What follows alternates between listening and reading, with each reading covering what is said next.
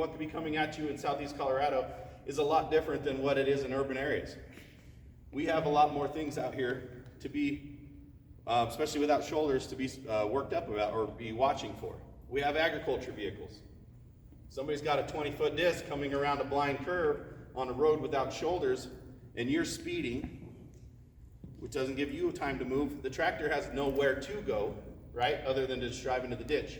If you're coming around there at 90 miles an hour with no reaction time, that's a bad day for everybody, because that tractor is going to win, right? It's much bigger. We have blind curves, poorly lit, rough roads. We know in Colorado as a whole, we have some of the best roads in the nation, right? I get the laughs, I understand. We have potholes.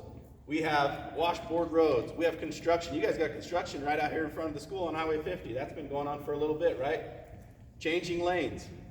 Sometimes there's so many cones out there, you have no idea where you're supposed to be. So we are always having our roads under construction. The freezing, the thawing, the high temperatures, the crazy climate that we have is really hard on our roads. They're redoing the 109 bridge. But we talk about washboards on our county roads. We talked about that maintaining. County Road HH is probably the one that, when I think of a bad rural road, I think of Otero County Road Henry HH. It's got blind curves. It's got intersections you can't see on the other side of the hill. It's washboarded about a week after because there's so much traffic on it. That is very dangerous. It's got ruts in it.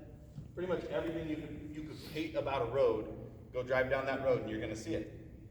But these are things that we have to think about when we're driving. And as young drivers, that falls on you. That falls on you as a driver. That falls on you as a passenger. We have to make sure that we're taking accountability for what we're doing. If we're going down these roads, we have to understand that we are in a dangerous place. These roads are not safe. And they're definitely not safe for the increased speeds that we see in rural areas. How many of you guys have heard this, the saying, no cop, no stop, right? Well, I'm out on County Road, you ain't gonna see a trooper out there. Surprise, you will, okay? But that may not be the thing that you need to worry about the most. The thing you may need to worry about the most is that increased speed, increasing your chances of serious bodily injury or fatality out on that roadways. Again, you might not see a cop, but you might see a disc going around a dark corner, or a blind corner. You might see wildlife.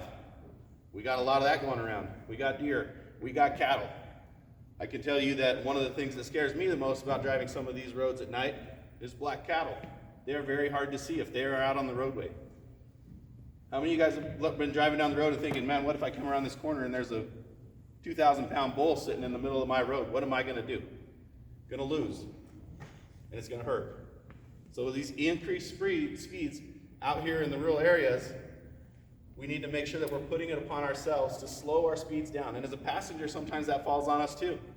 If our driver is doing something that is unsafe, our friends are doing something that is unsafe, we need to make sure that we speak up and we tell them to slow down.